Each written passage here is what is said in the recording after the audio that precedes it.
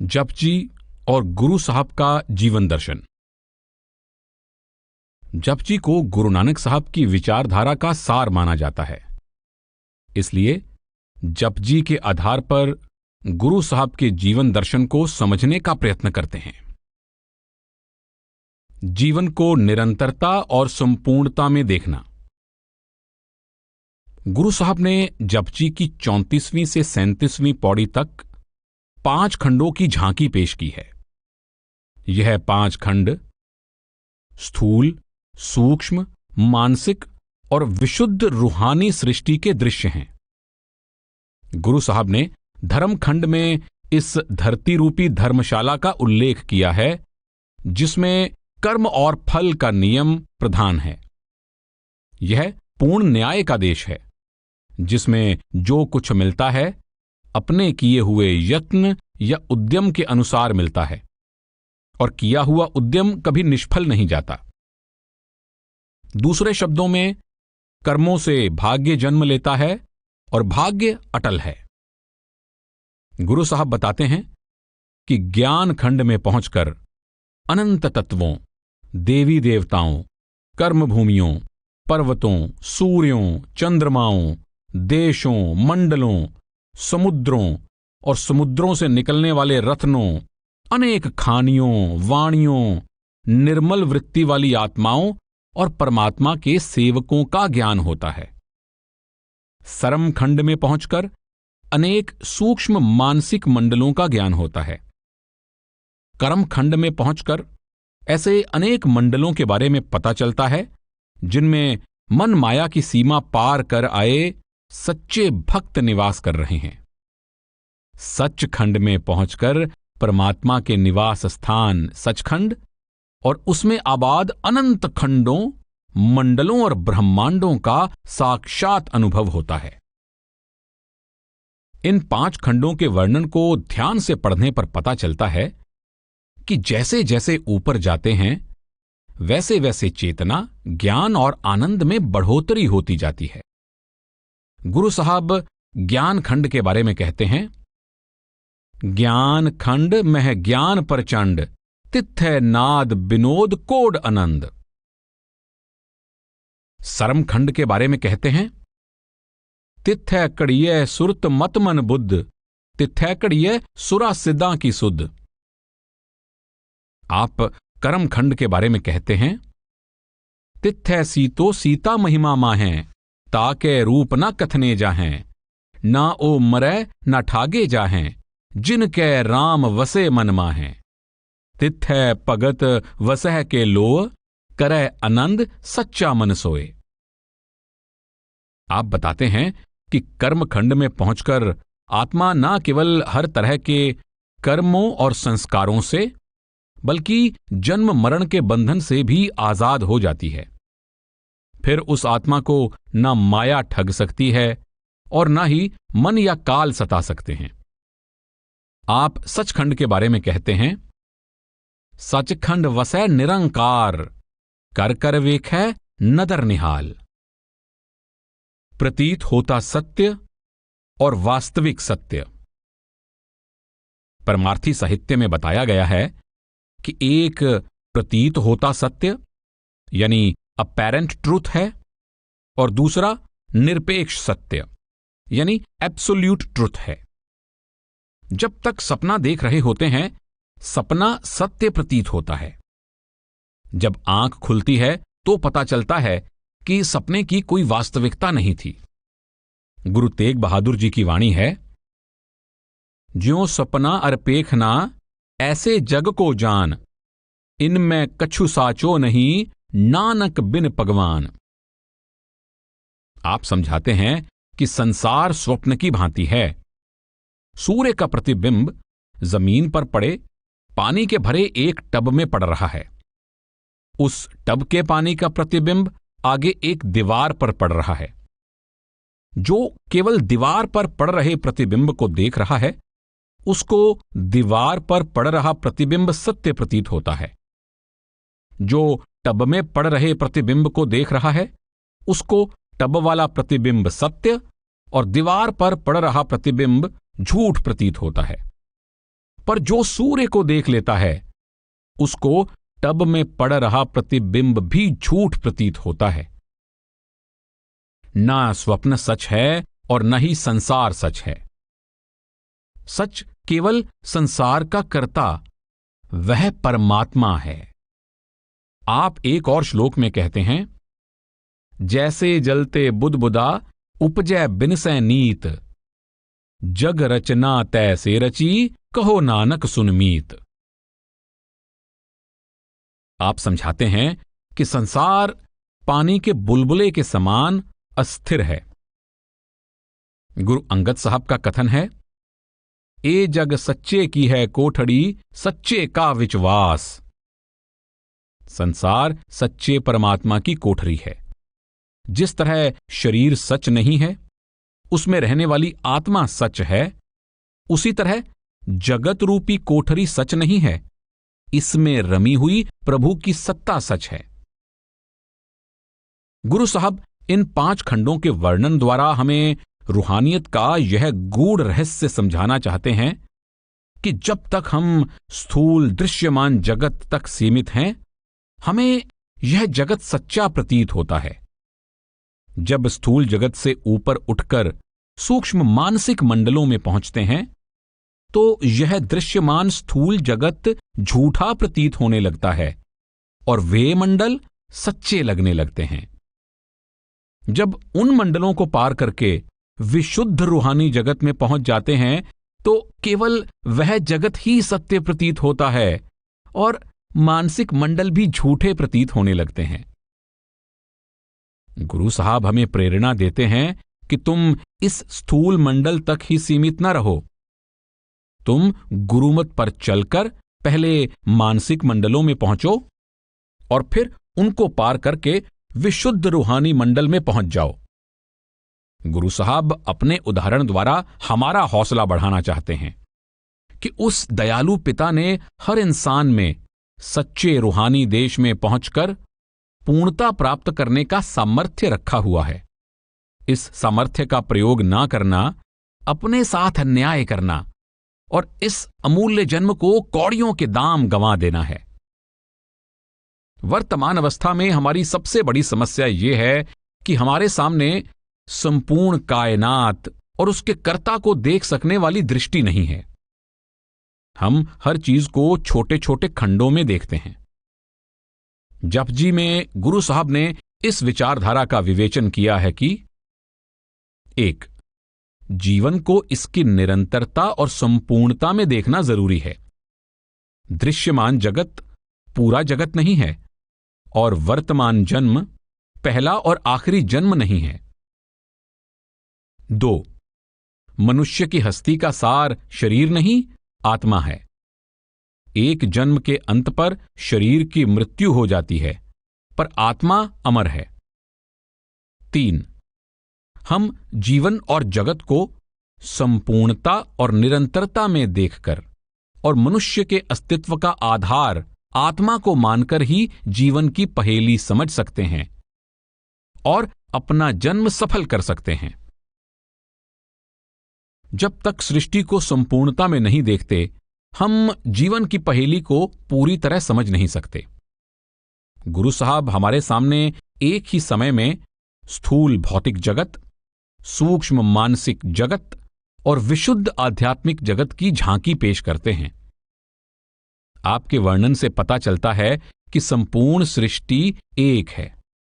जिस तरह शरीर का प्रत्येक अंग शरीर के साथ जुड़ा होता है, उसी तरह अलग अलग भागों वाली सृष्टि एक शरीर है। अलग अलग अंग अलग अलग कार्य करते हैं, पर उनमें एक ही चेतना काम कर रही होती है। बर्फ, पानी और भाप वास्तव में एक हैं, पर बर्फ और पानी उड़ नहीं सकते, भाप उड़ सकती है। वृक्ष, कीड़े, पक्षी, पशु और मनुष्य में एक ही चेतना काम कर रही है, पर चेतना के कार्यशील होने के लिए मिले साधन या शरीर अलग अलग होने के कारण चेतना के प्रकट होने का स्तर अलग अलग है। इसी तरह चेतना वही है, पर उसके स्थूल मानसिक और आत्मिक जगत में कार्यशील होने का स्तर अलग अलग है। स्थूल सृष्टि बर्फ की तरह जमी हुई चेतना है। मानसिक सृष्टि पानी की तरह तरल चेतना है। रूहानी जगत भाप के समान विशुद्ध चेतना है। जपजी हमें यह संदेश देता है कि वर्तमान अवस्था में हम स्थूल शरीर, सूक्ष्म मन और परम चेतन आत्मा का मिश्रण हैं। हमारी आत्मा मन और माया के पर्दों से ढकी हुई है, जिस कारण हमारे कार्य और हमारी सोच केवल स्थूल जगत तक सीमित है। हम रूहानी अभ्यास द्वारा स्थूल जगत यानी धर्मखंड को पार करके सूक्ष्म मानसिक मंडलों यानी ज्ञानखंड और सरमखंड में, मानसिक मंडलों को पार करके विशुद्ध रूहानी मंडल यानी कर्मखंड में, और उसको पार करके परम चेतन मंडल यानी सचखंड में पहुंच सकते हैं। जब तक हम सारा नाटक नहीं देखते, नाटक से मिलने वाला संदेश कैसे समझ सकते हैं? जब तक पूरी तस्वीर सामने ना हो, हमें तस्वीर से कुछ भी समझ नहीं आ सकता।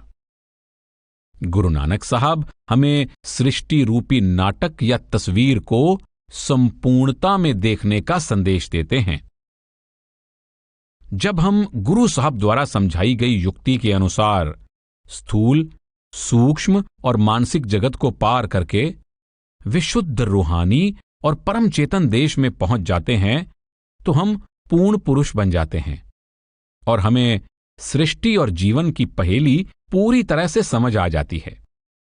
फिर हम जीवन को छोटे छोटे खंडों में नहीं, संपूर्णता में देखते हैं। फिर हमारी दृष्टि केवल इस जन्म तक सीमित नहीं रहती। फिर हमें भूत, वर्तमान और भविष्य का पूरा ज्ञान हो जाता है।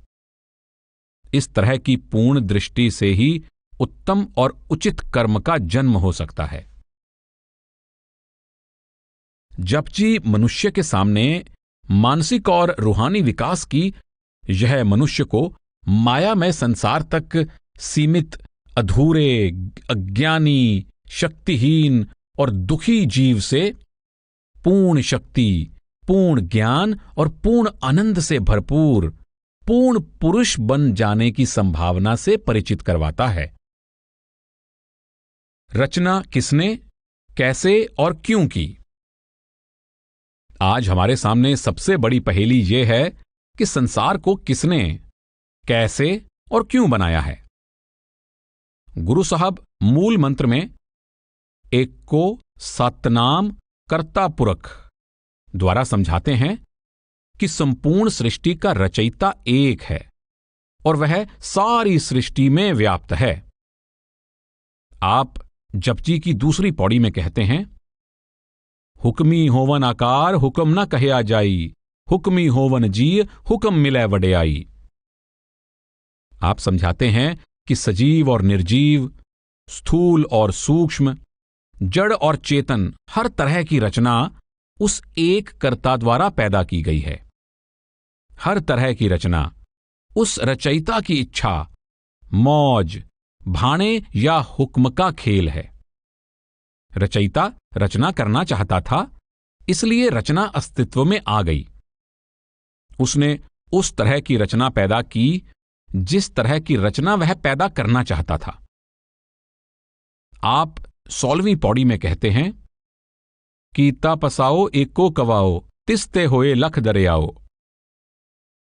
आप 19वीं पौड़ी में कहते हैं, जेता कीता तेता नाओ, विण नावे नाही को थाओ।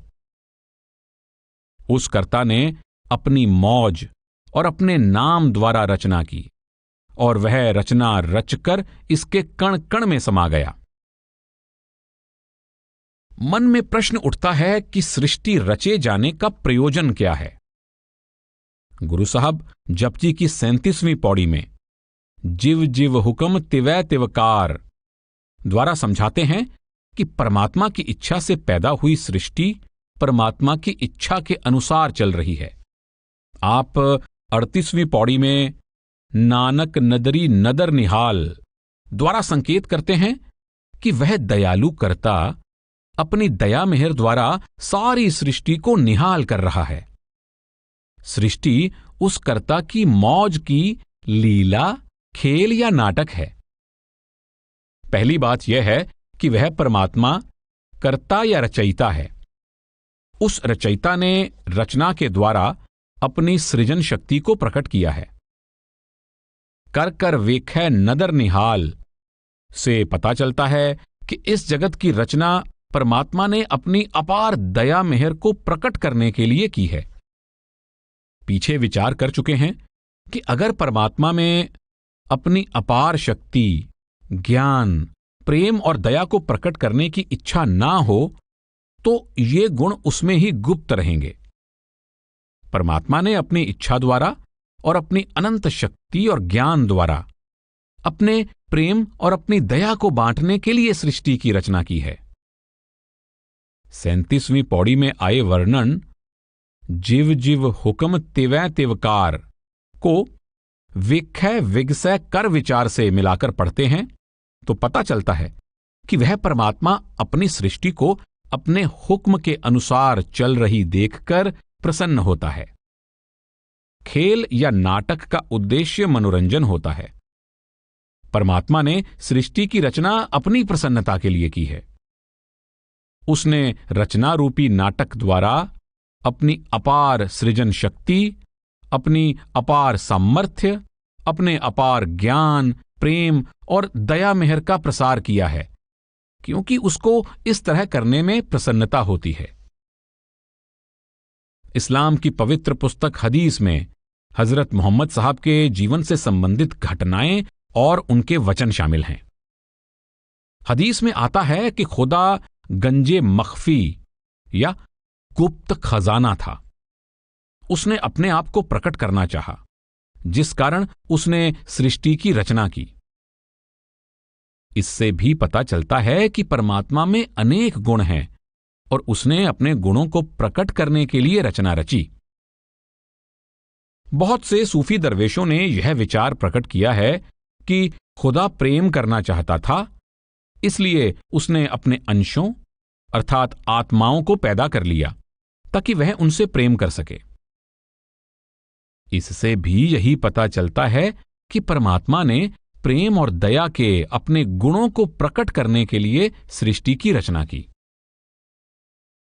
सृष्टि संचालन, विधि और विधान। सृष्टि की पूरी झांकी पेश करने, सृष्टि के रचयिता, रचना के कारण और प्रयोजन पर प्रकाश डालने के साथ ही गुरु साहब एक अन्य रहस्य भी खोलते हैं। आप जपजी की 3री पौड़ी में कहते हैं, हुक्मी हुक्म चलाए राहो, नानक विगसै वे परवाहो। आप इशारा कर रहे हैं, 1. परमात्मा ने सृष्टि की रचना करते समय इसके संचालन के लिए एक विधान भी बना दिया है। सृष्टि परमात्मा द्वारा रचित विधान और उसके द्वारा स्थापित की गई विधि या मर्यादा के अनुसार चल रही है। 2. हमारी संतान हमारे हुक्म से बाहर हो सकती है, पर परमात्मा द्वारा सृजित सृष्टि उसके हुक्म से बाहर नहीं है। सृष्टि अंधाधुंध और अपनी मर्जी से नहीं चल रही। यह उसी तरह चल रही है जिस तरह परमात्मा ने इसके लिए मर्यादा स्थापित की है। यह परमात्मा द्वारा बनाए गए नियमों के अनुसार चल रही है और जिन उद्देश्यों की पूर्ति के लिए इसको परमात्मा ने सृजित किया है, यह उन उद्देश्यों की पूर्ति के लिए प्रयत्नशील है। जपजी की 27वीं पौड़ी को ही भली भांति समझ लें तो सृष्टि के बारे में गुरु साहब की संपूर्ण विचारधारा को समझना आसान हो जाता है। इस पौड़ी से यह विचार सामने आते हैं। 1. जिस परमात्मा ने सृष्टि की रचना की है वही इसका पालन और संभाल कर रहा है और वही इसे अपने भाणे, हुक्म या विधान के अनुसार चला रहा है। 2. संपूर्ण सृष्टि एक इकाई है। यह एक सूत्र में पिरोई हुई है। सृष्टि में दृश्यों की अनेकता है, पर इसमें नियम और प्रयोजन की एकता है। कर्ता के हुक्म से उपजी सृष्टि उस एक कर्ता के हुक्म के अनुसार चल रही है। 3. सजीव और निर्जीव, स्थूल और सूक्ष्म, जड़ और चेतन, हर तरह की रचना उस कर्ता के हुक्म में है और उसके द्वारा सौंपे गए कार्यों की पूर्ति में लगी हुई है। 4. उस परमात्मा ने हर कार्य के होने की एक विधि बना दी है। सृष्टि में सब कुछ सहज रूप में उसी विधि के अनुसार होता चला जा रहा है। 5. परमात्मा द्वारा सृजित विधान सर्वव्यापक, अटल और परिवर्तन रहित है। इस विधान में न कोई छूट या अपवाद है और न ही किसी तरह के परिवर्तन की कोई गुंजाइश है। यह विधान सबके लिए है और सदा के लिए है। यह सबके लिए समान है और यह विधान सदा समान रहता है। 6. सारी सृष्टि का एक रचयिता और मालिक परमात्मा रूपी वह सच्चा पातशाह है। जो कुछ है उसका किया हुआ है, जो कुछ है उसकी मौज से पैदा हुआ है और जो कुछ है उसकी रजा या मौज के अनुसार चल रहा है। सृष्टि उस कर्ता के हुक्म के अधीन है, पर वह कर्ता किसी के हुक्म के अधीन नहीं है। कर्ता द्वारा रचित विधान उसके अधीन है, पर वह अपने विधान के अधीन नहीं है। जो कुछ है उस रजाई भाव रजा, इच्छा या भाने वाले परमात्मा की इच्छा के अधीन है, पर वह परमात्मा किसी और की इच्छा, रजा, भाने या हुक्म के अधीन नहीं है। कर कर करना लिख ले जाओ। गुरु साहब जपजी की 20वीं पौड़ी में कहते हैं, पुन्नी पापी आखण नाहे, कर कर करना लिख ले जाहो। आपे बीज आपे ही खाहो, नानक हुक्मी आवहो जावहो। गुरु साहब पीछे समझा चुके हैं कि परमात्मा ने सृष्टि की रचना करते समय ही इसके संचालन का विधान भी बना दिया। यहां गुरु साहब उस विधान के सबसे महत्वपूर्ण पहलू पर प्रकाश डाल रहे हैं। आप समझाते हैं कि पुण्य और पाप, अच्छे कर्म और बुरे कर्म निपट कल्पना नहीं, ठोस हकीकत हैं। कर्म और प्रतिकर्म या कर्म और फल के इस देश में कुछ भी बिना वजह या अकारण नहीं होता। यहां दुर्घटना या संयोग नाम की कोई चीज नहीं है। जो कुछ हो रहा है या तो वह कर्मों का फल है या ऐसा नया कर्म है जो आगे जाकर फल देगा। संसार पूर्ण न्याय का देश है। इसमें किए हुए कर्मों के बिना ना कोई फल दिया जा सकता है और ना ही कोई सजा दी जा सकती है।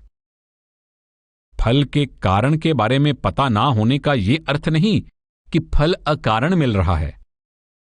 जो जो कर्म जीव करता है वह उसके मन पर छाप छोड़ जाते हैं।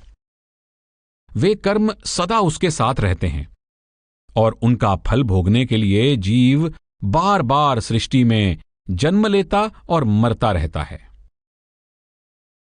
नानक हुक्मी आवो जावो।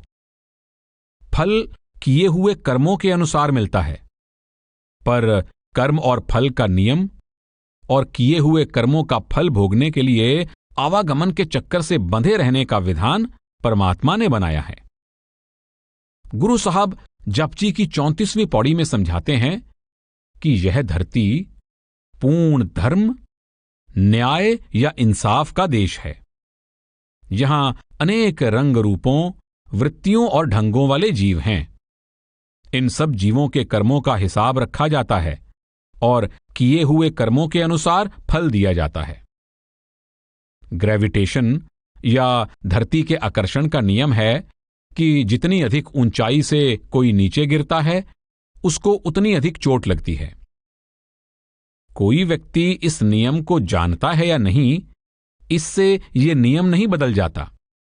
10 मंजिला इमारत से चाहे कोई जानबूझकर छलांग लगाए और चाहे अनजाने में नीचे गिर जाए, उसका नतीजा जरूर भुगतना पड़ता है।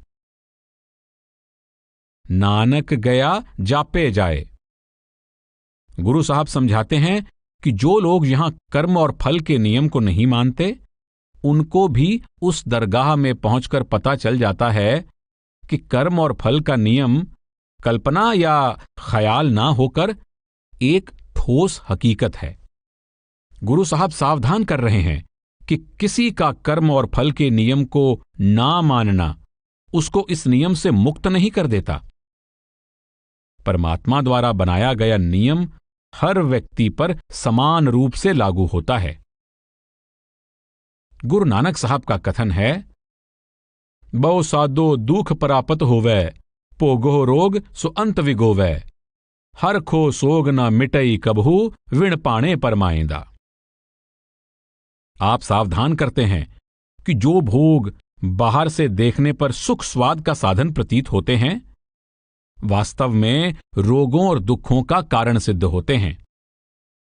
मन के अधीन होकर सामयिक लाभ के लिए किए गए कर्म लंबे समय के दुख का कारण बन जाते हैं।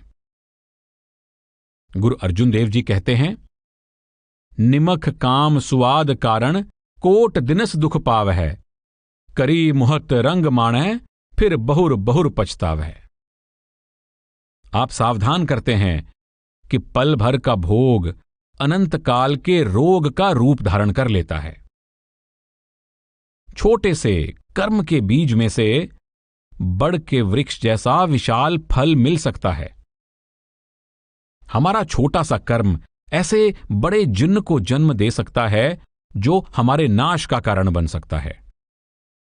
कोई व्यक्ति अनजाने में जहर पी लेता है, उसका अज्ञान उसको जहर के असर से नहीं बचा सकता। कर्म और फल के सिद्धांत को ना मानने से हम इसके प्रभाव से मुक्त नहीं हो जाते। बाबा फरीद का कथन है, देख फरीदा जे थिया सक्कर होई विस। आप कहते हैं कि कितने आश्चर्य की बात है कि जो भोग और पदार्थ बाहर से देखने में शक्कर की तरह मीठे तथा प्यारे लगते हैं, उनका प्रभाव जहर की तरह विनाशकारी होता है। जब तक मनुष्य आत्मा की आंख खोलकर आर पार देखने वाली अंतर्दृष्टि प्राप्त नहीं करता, वह संसार की दृश्यमान झांकियों के पीछे छिपी असलियत को समझकर कर्म करने के योग्य नहीं बन सकता और उसका गड्ढे में गिरने का खतरा हर समय बना रहता है। गुरु साहब द्वारा ऊपर बताए गए विचारों में कर्म और फल के नियम के सब मुख्य पहलू समाये हुए हैं। हम इस नियम को कई ढंग से समझ और बयान कर सकते हैं। इसको जो करो सो पाओ, जो करो सो भरो या जो बो सो काटो का नियम भी कह सकते हैं। परमात्मा ने हवा, पानी, धरती, आकाश, चंद्रमा, सूर्य, वृक्षों, जंगलों, पर्वतों, समुद्रों, झीलों, धरती में पड़े हीरों, तेल और धातुओं के भंडारों, समुद्र में पड़े रत्नों आदि का कोई मूल्य नहीं रखा। उस दाता ने सब कुछ मुफ्त दिया है, पर यहां पर कुछ भी मुफ्त नहीं मिलता। परमात्मा ने हर चीज को प्राप्त करने की एक विधि बना दी है। चलते हैं तो सफर तय होता है, बोलते हैं तो लोगों को हमारे विचारों का पता लगता है, कुछ खाते हैं तो पेट भरता है, स्कूल जाते हैं तो विद्या प्राप्त करते हैं, नौकरी करते हैं तो वेतन मिलता है, नाम का सुमिरन करते हैं तो परमात्मा के साथ लिव जुड़ती है। संसार में जो कुछ लेना चाहते हैं यत्न द्वारा ही ले सकते हैं और यत्न कभी व्यर्थ नहीं जाता। इस विचार का दूसरा पहलू यह है कि जैसा करते हैं वैसा भरते भी हैं। इसका भाव है कि हमारे कर्म केवल हम तक ही सीमित नहीं हैं। हमारे हर कर्म का संबंध किसी दूसरी वस्तु या दूसरे व्यक्ति से भी होता है। एक व्यक्ति ने बकरे का मांस खाया है। मांस बकरे का था, बकरे को भोजन के लिए मारा गया था। जब बकरे को मारा गया तो उसे बहुत दुख और पीड़ा से गुजरना पड़ा। उसके मांस को खाने वाले को उस दुख और पीड़ा का मूल्य चुकाना पड़ेगा। एक व्यक्ति किसी कारखाने का कर्मचारी है। उसे अपने काम का वेतन मिलता है।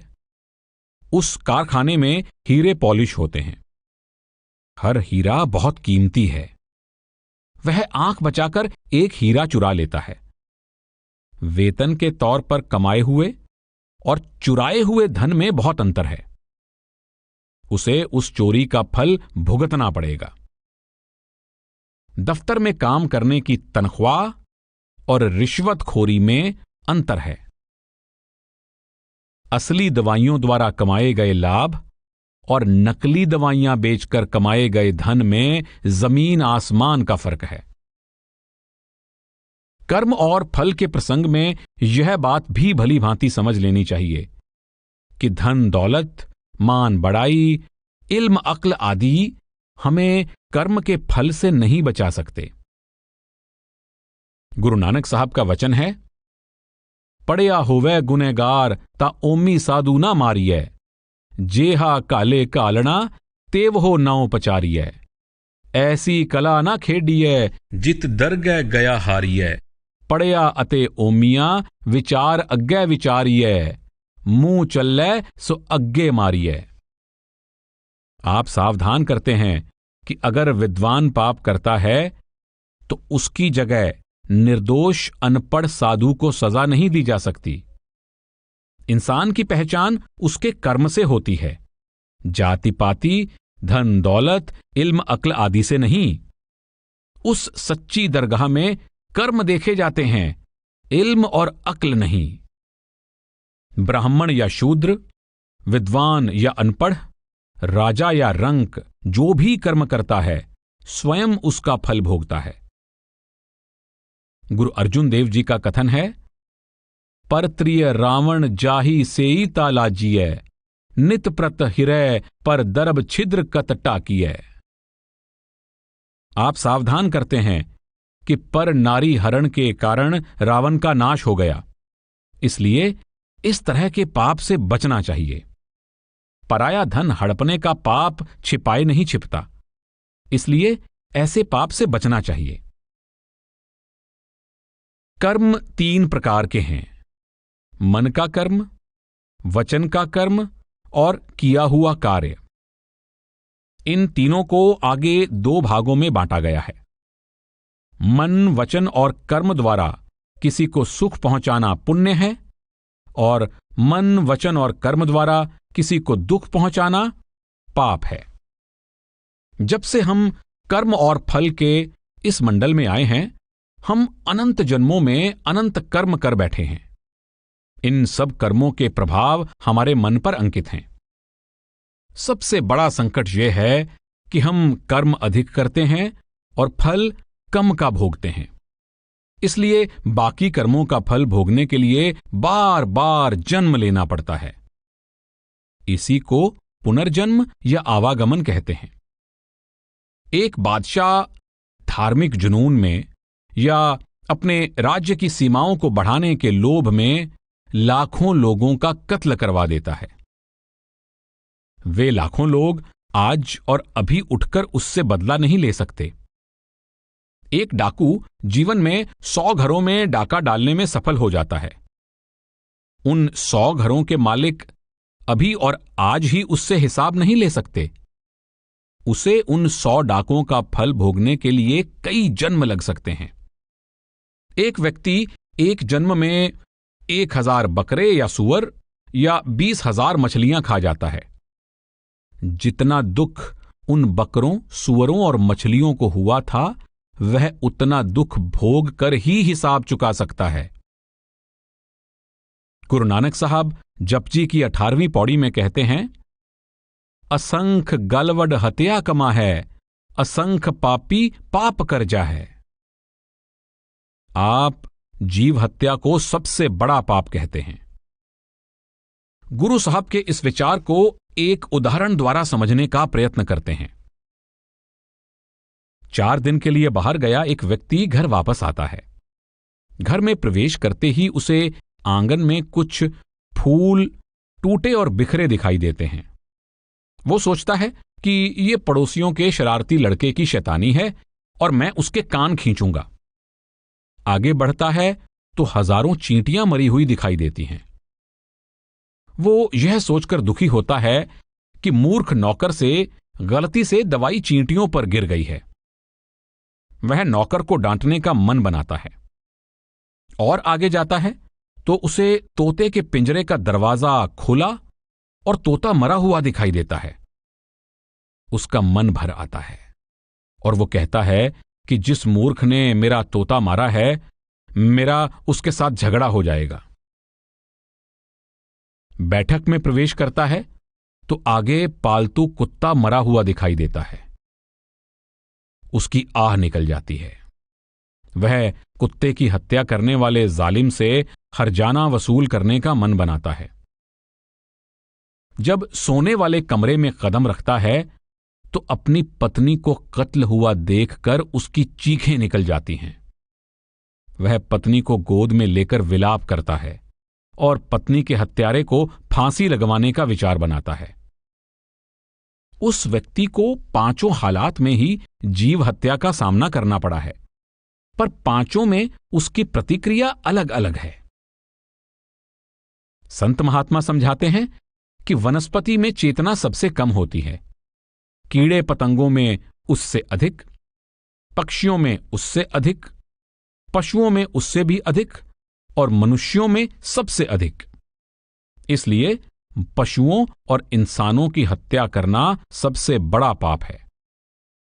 मनुष्य का कत्ल तो एक तरफ रहा, मनुष्य के दिल को ठेस पहुंचाने को भी बड़ा गुनाह माना गया है। बाबा फरीद का कथन है, सबना मन माणक ठाहण मूल मचांगवा, जे तो पिरियां दी सिक हियाओ ना ठाहे कहीदा। आप समझाते हैं कि हर इंसान का दिल हीरों की तरह कीमती है।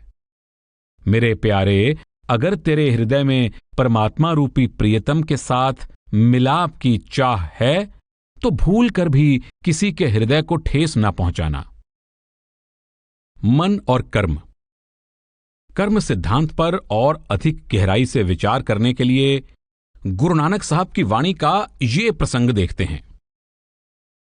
एहो मन कर्मा एहो मन तरमा, एहो मन पंच तत्व ते जन्मा, साकत लोभी एहो मन मूड़ा, गुरमुख नाम जपै मन रूड़ा। एहो मन कर्मा एहो मन तरमा। मन हमारे पिछले जन्मों के सारे कर्मों से पैदा होता है। हर व्यक्ति के कर्म अलग अलग होते हैं, इसलिए किसी एक व्यक्ति का मन किसी दूसरे के मन के साथ नहीं मिलता। एक व्यक्ति का मन भी हमेशा एक सा नहीं रहता। तुलसी साहब का कथन है, कर्म सारणी बुद्धि कहाई। जिस तरह का कर्म उदय होता है, मन और बुद्धि उसी के अनुसार कार्य करते हैं। मन पिछले जन्मों के कर्मों के तेज बहाव के समान है, जो जीव को जबरदस्ती अपने साथ बहाकर ले जाता है। गुरु नानक साहब का कथन है, मन का कहया मनसा करै, एहो मन पुण्य पाप उचरै। आप समझा रहे हैं कि मन कर्मों के वेग के अनुसार संकल्प और इच्छाएं तृष्णाएं पैदा करता है और मनुष्य उनके वेग के अधीन अच्छे और बुरे कर्म करने के लिए विवश हो जाता है। एहो मन पंच तत्व ते जन्मा। मन 5 तत्वों के सतोगुणी अंश से रूप धारण करता है। कबीर साहब की वाणी है, एहो मन सकती एहो मन सीयो, एहो मन पंच तत्व को जियो। यह मन माया यानी शक्ति और ब्रह्म यानी सियो के मेल से जन्म लेता है। इस विचार को एक उदाहरण द्वारा समझने का प्रयत्न करते हैं। टेप रिकॉर्ड की टेप एक खास मसाले की बनी होती है, पर इसमें भरा गीत गाने वाले का होता है। उस प्रभु ने हमारे अंदर 5 तत्वों के सतोगुणी अंश से बना एक ऐसा सूक्ष्म यंत्र रखा हुआ है जिस पर हमारे कर्मों के सब प्रभाव जमा होते रहते हैं। यूं समझो कि हमारे अंदर एक सूक्ष्म कंप्यूटर लगा हुआ है। कंप्यूटर की एक मेमोरी या याददाश्त होती है। हम जाने अनजाने में कंप्यूटर की जो भी की दबाते हैं, एकदम मेमोरी में एक इंप्रेशन या प्रभाव अंकित हो जाता है।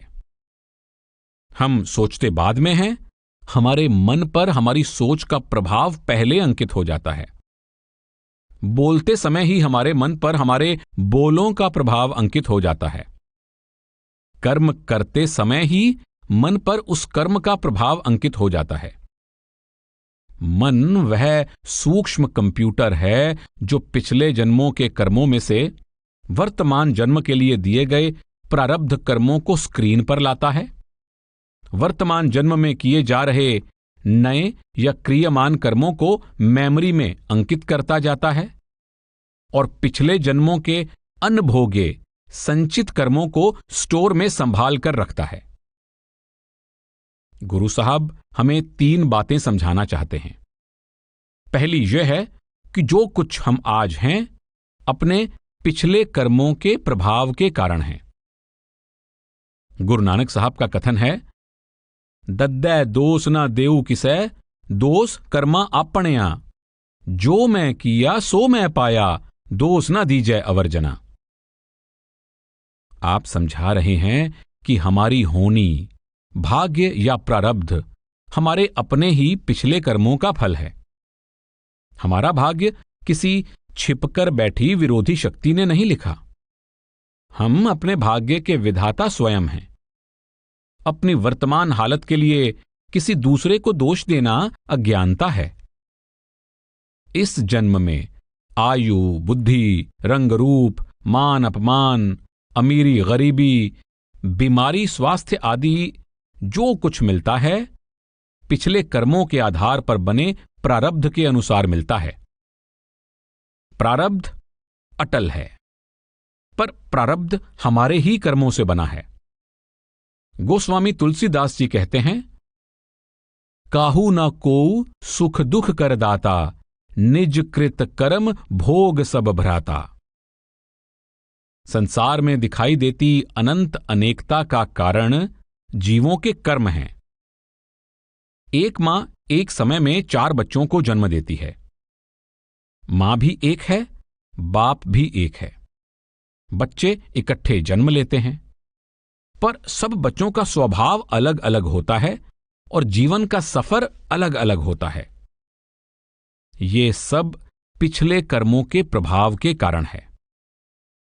दूसरी बात गुरु साहब ये समझाना चाहते हैं कि तुम पिछले जन्मों के कर्मों के प्रभाव से बच नहीं सकते, पर आगे के लिए हर कर्म विवेक और ज्ञान की रोशनी में करो, क्योंकि तुम्हें देर सवेर हर कर्म का फल जरूर भुगतना पड़ेगा। ठंडे दिमाग और निष्पक्ष हृदय से विचार करने की आवश्यकता है कि अगर किसी भी कर्म का फल ना मिलना हो तो इंसान किस किस्म के कर्म करना चाहेगा। यदि नेकी का फल नहीं मिलना तो नेक बनने की क्या आवश्यकता है। यदि बदी का परिणाम न भुगतना पड़े तो बदी से परहेज करने की क्या आवश्यकता है। पर अगर अपनी छुरी और अपनी गर्दन का नियम है तो समझदारी बुरे कर्मों से बचने में है। आज अपने भाग्य को कोसने का कोई लाभ नहीं है। इस जन्म के भाग्य को मालिक का भाना समझकर भुगत लो। गुरु नानक साहब सावधान करते हैं, दुख सुख दिया जेहा किया। भाग्य कुल मालिक ने लिखा है, पर लिखा हमारे ही कर्मों के अनुसार है। इसलिए आज भाग्य और कुल मालिक को दोष देने से भाग्य नहीं बदल सकता, पर इस जन्म में उन बीजों को बोने से बचना चाहिए जो आगे जाकर हमारे लिए दुख का कारण बन सकते हैं। तीसरी बात गुरु साहब ये समझाते हैं कि पुण्य पापों का नाश नहीं कर सकते। जीव को दोनों तरह के कर्मों का फल अलग अलग भुगतना पड़ता है। गुरु नानक साहब का कथन है, मनहठ बुद्धि केतिया केते बेद विचार, केते बंधन जिय के गुरमुख मोख दुआर। आप फरमाते हैं कि वेदों शास्त्रों का ज्ञान और अनेक तरह के शुभ कर्मों के बंधन में बढ़ोतरी कर सकते हैं, कर्मों के जाल को तोड़ने में सहायता नहीं देते। यदि पाप लोहे की बेड़ियां हैं तो पुण्य सोने की जंजीरें हैं, क्योंकि दोनों तरह के कर्मों को भोगने के लिए जीव आवागमन के जाल में बंधा रहता है। कबीर साहब का कथन है, कबीर पांग माछली सुरापान, जो जो प्राणी खाहें, तीर्थ बरत नेम किए ते सभय रसातल जाहें। आप सावधान करते हैं कि मांस खाने वाले, शराब पीने वाले और नशों का प्रयोग करने वाले लोग चाहे लाखों पुण्य कर लें, नरकों की आग से नहीं बच सकते।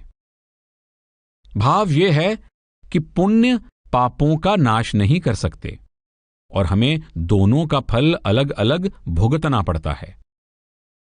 गुरु नानक साहब की वाणी है, गुरमुख नाम जपै मन रूढ़ा, गुरमुख मन अस्थाने सोई, गुरमुख त्रिभवन सोजी होई, एहो मन जोगी पोगी तप तापै, गुरमुख चीनै हर प्रभ आपै। मन बैरागी होमै त्यागी, कट कट मनसा दुबिधा लागी, राम रसायन गुरमुख चाखै, कर दर महली हर पत राखै। एहो मन राजा सूर संग्राम, एहो मन निरपौ गुरमुख नाम, मारे पंच अपने वस किए, हौमै ग्रास इकत थाय किए, गुरमुख राग स्वाद अन त्यागे, गुरमुख एहो मन भगति जागे। अनहद सुन मान्या शब्द विचारी, आत्म चीनै भय निरंकारी, एहो मन निर्मल दर कर सोई, गुरमुख भगत पाओ तुन होई। अहनिस हर जस गुर प्रसाद, कट कट सो प्रभ आद जुगाद, राम रसायन एहो मन माता, सरब रसायन गुरमुख जाता। भगत हेत गुर चरण निवासा, नानक हर जन के दासन दासा। गुरु साहब समझा रहे हैं कि इस समय हमारे मन की अवस्था बहुत खराब है, पर इस मन को गुरुमुखों के उपदेश के अनुसार अंदर नाम की ध्वनि से जोड़ दिया जाए तो इस पर चढ़ी कर्मों और संस्कारों की सब मलिनताएं दूर हो जाती हैं और जीवात्मा निर्मल होकर परमात्मा के साथ मिलाप का सौभाग्य प्राप्त कर लेती है। आप 20वीं पौड़ी में कहते हैं, पर ये मत पापा के संग, ओ तो पै नावे कै रंग। गुरु साहब समझा रहे हैं कि नाम हर तरह के कर्मों और संस्कारों की मलिनताओं का नाश कर देता है। जब बड़े बड़े चोर, कसाई और डाकू नाम से लिव जोड़कर संत महात्मा बन सकते हैं, तो हम भी अपनी वर्तमान दशा के बावजूद कर्मों का जाल तोड़कर प्रभु के साथ मिलाप कर सकते हैं।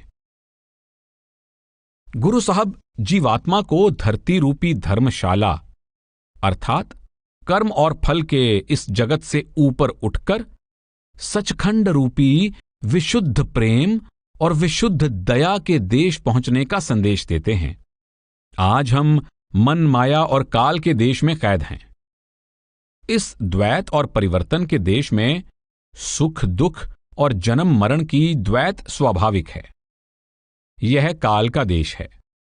सचखंड दयाल का देश है। वह द्वैत और परिवर्तन की सीमा से परे और ऊपर है। उसमें केवल प्रेम और दया का प्रसार है, जिस कारण वहां पूर्ण सहज और पूर्ण आनंद है। मन जीतै जग जीत। गुरु साहब ने जपजी की 28वीं पौड़ी में मन जीतै जग जीत का संदेश दिया है। आप उपदेश देते हैं कि अगर मन को जीत लेंगे तो संसार को जीत लेंगे, अर्थात जगत को पार करके जगदीश तक पहुंच जाएंगे। गुरु साहब समझाना चाहते हैं कि हमारे सामने दो रास्ते हैं, मन के कहे चलने का रास्ता और परमात्मा के हुक्म के अनुसार चलने का रास्ता।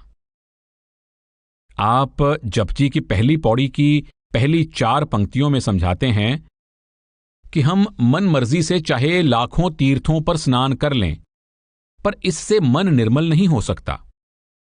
हम मन की मर्जी के अनुसार मन को चुप या शांत करने के चाहे लाखों यत्न कर लें, पर इससे मन चुप, शांत या स्थिर नहीं हो सकता। हम मन मर्जी से लाखों ग्रंथों, शास्त्रों का ज्ञान प्राप्त कर लें और बहुत बुद्धिमान, विद्वान या आलिम फाजिल बन जाएं, पर इससे हमें सत्य की पहचान नहीं हो सकती। जब तक हम मन के अधीन होकर कर्म करते रहेंगे, कुड़ियार रहेंगे। आप इसी पौड़ी की अंतिम पंक्ति में समझाते हैं, हुक्म रजाई चलना नानक लिखिया नाल। हम माया रूपी कूड़ को प्रेम करने वाले कुड़ियार से परमात्मा रूपी सत्य को प्रेम करने वाले सचियार केवल परमात्मा के हुक्म की पहचान द्वारा बन सकते हैं। गुरु साहब जपजी की दूसरी पौड़ी में समझाते हैं कि जो कुछ हुआ है परमात्मा के हुक्म से हुआ है, जो कुछ हो रहा है परमात्मा का किया हो रहा है, और जो कुछ होगा उस एक कर्ता का किया होगा। जिसे इस बात का अनुभव हो जाता है वह मनमत छोड़ देता है, उसका हौमे का रोग मिट जाता है और वह परमात्मा के हुक्म से एक स्वर होकर कुड़ियार से सचियार बन जाता है। गुरु साहब के उपरोक्त विचार को गुरु अमरदास जी की वाणी के आगे कहे प्रसंग द्वारा समझने की कोशिश करते हैं। मनमुख लोक समझाइए कदों समझाया जाए, मनमुख रलाया ना रलय पइये किरत फिराए। लिव तात दुई राह है हुक्मी कार कमाए, गुरमुख अपना मन मारिया शब्द कसवटी लाए। मन ही नाल झगड़ा मन ही नाल सथ, मन ही मंझ समाए। मन जो इच्छै सो लहै सच्चै शब्द सुबाए। अमृत नाम सद पुंचिए गुरमुख कार कमाए। विण मन्नै जे होरी नाल लुझना जासी जन्म गवाए। मन मुखी मन हठ हारिया कूड़ कुसत कमाए। गुर प्रसादी मन जिणै हर सेती लिव लाए। नानक गुरमुख सच कमावे मनमुख आवे जाए। उपरोक्त प्रसंग को इस पंक्ति से शुरू करते हैं, लिव तात दुए राह है हुक्मी कार कमाए। गुरु साहब समझाते हैं कि परमात्मा ने अपने हुक्म द्वारा संसार में 2 रास्ते बनाए हैं, लिव का रास्ता और तात का रास्ता। तात के रास्ते से भाव माया के प्रेम के रास्ते, मनमत, हौमे, अज्ञान या कूड़ के रास्ते से है, और लिव के रास्ते से भाव परमात्मा के नाम से लिव जोड़ने या गुरुमत के रास्ते से है।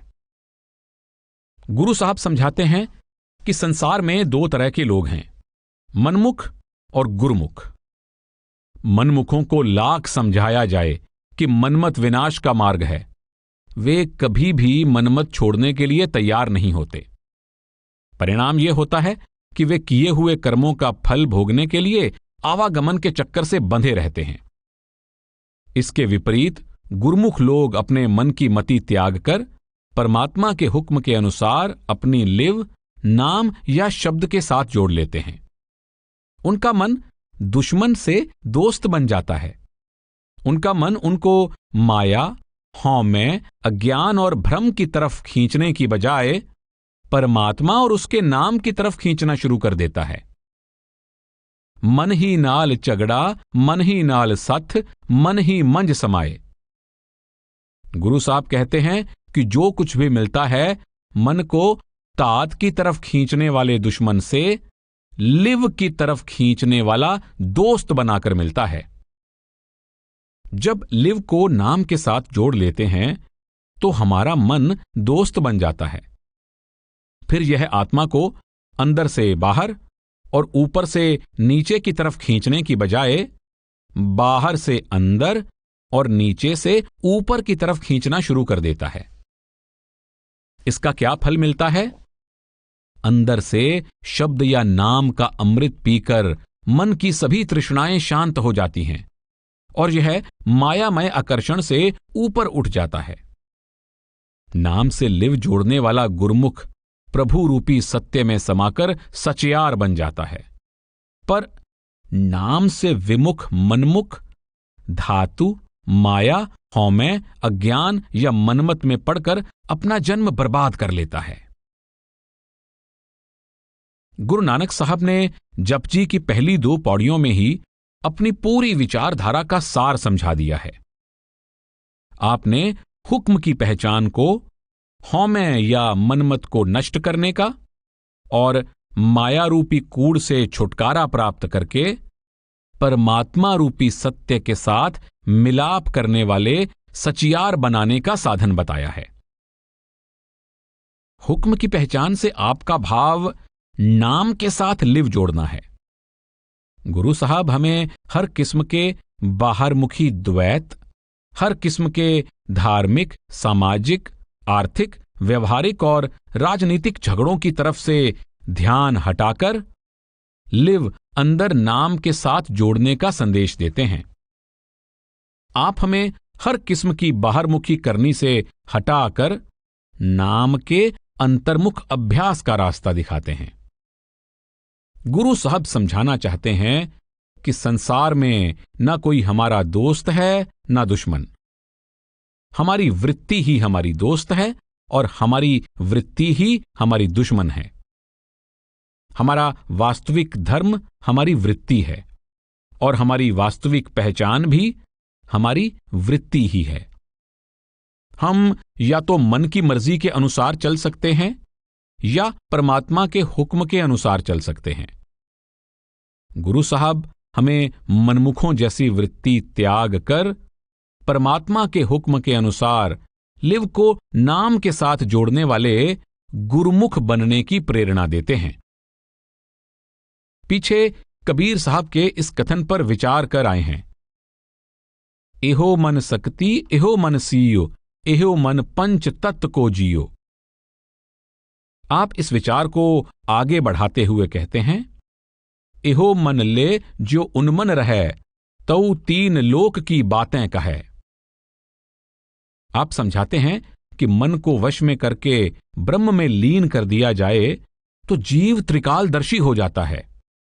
उसे भूत, वर्तमान और भविष्य तीनों कालों का ज्ञान हो जाता है और वह पूरी त्रिलोकी को प्रत्यक्ष सामने देख सकता है। आप समझाते हैं, मम्मा मूल गया मन माने, मरमी होए सो मन को जाने। मत कोई मन मिलता बिलमावै, मगन पया ते सो सच पावै। मम्मा मन स्यो काज है, मन सादे सिद्ध होए। मन ही मन स्यो कहे कबीरा, मन सा मिलया ना कोय। मरमी होए सो मन को जाने।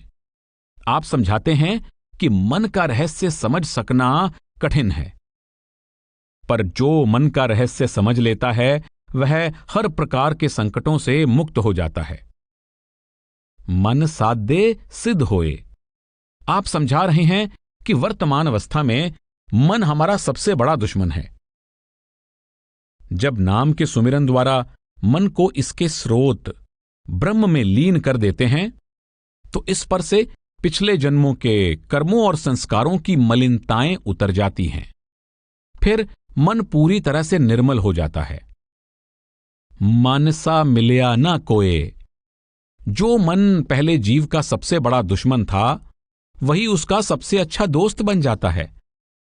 पहले मन जीवात्मा पर हावी था, फिर मन आत्मा के हुक्म के अनुसार कार्य करता है। आत्मा परमात्मा का अंश है। यह परमात्मा की तरह सर्वज्ञाता है। जब इस पर से मन या कर्मों और संस्कारों के पर्दे उतर जाते हैं तो जीव परमात्मा के हुक्म के अनुसार कार्य करता है। हुक्म रजाई चलना नानक लिखया नाल। इसकी अवस्था मन को ब्रह्म में लीन करके या मन को जीत कर प्राप्त होती है। गुरु नानक साहब की वाणी है, कत की माई बाप कत केरा, किद्दू थावो हम आए, अगन बिंब जल पीतर निपजे, काहे कम उपाए। मेरे साहिबा कौन जाने गुण तेरे, कहे न जानी ओ गण मेरे। केते रुख बिरख हम चीने, केते पशु उपाए, केते नाग कुली में आए, केते पंख उड़ाए। हट पटन बिज मंदर भन्ने, कर चोरी कर आवे, अग्गों देखे पिछों देखे, तुझते कहाँ छपावै। तट तीरथ हम नवखंड देखे, हट पटन बाजारा, लैके तकड़ी तोलन लागा, कटही में वणजारा। जेता समुंद सागर नीर भरया, तेते औगण हमारे, दया करो किछ मेहर उपावो, डुबदे पत्थर तारे। जीड़ा अग्गण बराबर तपै, भीतर वग्गै काती, प्रणवत नानक हुक्म पछाणै, सुख होवै दिन राती। हम केवल वर्तमान जन्म को ही पहला और अंतिम समझने के भ्रम के शिकार हैं। हमारी सोच सिर्फ वर्तमान जन्म के माता पिता और सगे संबंधियों तक सीमित है। गुरु साहब प्रश्न करते हैं कि हमारे माता पिता कौन हैं और हम आए कहां से हैं। आप कहते हैं कि हमें ये तो पता है कि हम माता के पेट की जठराग्नि और पिता के वीर्य की बूंद से पैदा हुए हैं, पर क्या हमने कभी यह भी सोचा है कि हमें उस कर्ता ने किस कार्य की पूर्ति के लिए पैदा किया है। गुरु साहब कहते हैं कि हमने लाखों जन्म वनस्पति संसार में वृक्षों के रूप में और लाखों जन्म कीड़े पतंगों, सांप बिच्छुओं और पशु पक्षियों आदि की योनियों में लिए। जब किए हुए कर्मों का लेखा भुगत कर निचली योनियों में से गुजर कर मनुष्य जन्म में पहुंचने का सौभाग्य प्राप्त हुआ, तो सपने में भी ये ना सोचा कि यह जन्म वास्तव में किस कार्य के लिए दिया गया है। अज्ञानवश यह जन्म भी चोरियों, ठगियों और अन्य अनेक प्रकार के घटिया कर्मों में बर्बाद कर दिया। ये सब बुरे कर्म इस अज्ञान या भ्रम के अधीन किए कि ना कोई हमारे कर्मों को देखने वाला है और ना ही हिसाब मांगने वाला या सजा देने वाला है। अग्गों देखे पिछों देखे, तुझते कहां छिपावै। वास्तविकता यह है कि जिस कर्ता ने रचना की है, हम उस मालिक से अपने कर्मों को नहीं छिपा सकते। वह हर जीव के कर्मों का हिसाब भी रखता है और हर कर्म का फल भी देता है। आप सावधान करते हैं कि जब तक जीव इस रचना में मनमानी करता रहता है, यह आवागमन के दुखदायी चक्कर से बंधा रहता है। जीव को इस दर्दनाक संकट से छुटकारा कैसे मिले? गुरु साहब उत्तर देते हैं, प्राणवत नानक हुक्म पछाणै, सुख होवै दिन राती। इस संकट का एकमात्र समाधान यह है कि जीव मनमत त्याग कर कुल मालिक के हुक्म की पहचान करे। जब यह मनमत त्याग कर कुल मालिक के हुक्म में आ जाता है, तो यह परमात्मा के वियोग के लंबे दुखदायी सागर को पार करके उससे मिलाप का अमर आनंद प्राप्त कर लेता है। हम हमेशा कर्म करने की आजादी मांगते हैं। हम अज्ञानवश ये नहीं समझते कि कर्म करने की आजादी फल भोगने की मजबूरी को जन्म देती है। हमें कर्म की आजादी की नहीं, कर्म से आजादी की जरूरत है। जब परमात्मा के हुक्म के अनुसार कर्म करते हैं, तो अपने आप फल भोगने की मजबूरी से मुक्त हो जाते हैं। गुरु नानक साहब की वाणी है, गुर सेवाते लह पदारथ, हृदय नाम सदा किरतारथ। साची दरगह पूछ न होए, माने हुक्म सीजै दर सोए। सतगुर मिलै त तिसको जाणै, रहै रजाई हुक्म पछाणै। हुक्म पछाण सच्चे दरवास, काल बिकाल शबद पैनास। रहै अतीत जाने सब तिसका, तन मन अर्पै है एहो जिसका, ना ओ आवे ना ओ जाए, नानक साचे साच समाए। हुक्म पछाण सच्चे दरवास, काल बिकाल शब्द भय नास। आप उपदेश देते हैं कि सतगुरु के हुक्म के अनुसार लिव शब्द या नाम के साथ जोड़ने वाला सेवक मन और माया द्वारा बुना गया आवागमन का जाल तोड़कर परमात्मा की दरगाह में पहुंच जाता है। ना ओह आवे ना ओ जाए, नानक साचे साच समाए। वह परमात्मा रूपी सत्य में समाकर सत्य का रूप बन जाता है। यही कूड़ेयार से सचियार बनने का एकमात्र सच्चा साधन है, जिसका गुरु साहब ने जपजी में उपदेश दिया है।